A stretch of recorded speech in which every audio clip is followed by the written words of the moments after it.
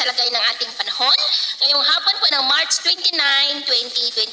Sa ngayon po ay wala tayong binabantayan anumang sama ng panahon sa loob at labas ng ating area of responsibility. Easterlies ang umiihip ngayon sa silangan ng ating bansa habang may mahinang daloy ng hanging amihan o yung tinatawag natin na northeasterly surface wind flow na umaabot po hanggang dito sa northern part ng Northern Luzon at may shear line dyan sa northeast ng Cagayan. At sa ating long range forecast, wala naman pong bagyo na namamataan na tatawid sa ating kalupaan for the next 2 weeks pero hindi pa rin inalis ang posibilidad na may isang sama ng panahon na maaaring mabuo sa silangan ng ating bansa sa susunod na mga araw. At sa lagay ng ating panahon, ngayong hapon ay nakakaranas ng cloudy skies with isolated rain sa malaking bahagi ng Mindanao, Panay Island, Negros, Cebu, Bohol, Mimaropa, ilang bahagi ng Batangas, Quezon, Pangasinan, La Union, Ilocos Sur, ilang bahagi ng Cagayan at Apayao. At mamayang gabi may banta ng mas malalakas na ulan sa may Zamboanga Peninsula, Northern Mindanao, Sorsogon, ilang bahagi ng Davao, Caraga, Panay Island, Negros at may mga isolated rains sa ilang bahagi ng Cebu, Bohol, eastern part ng Leyte,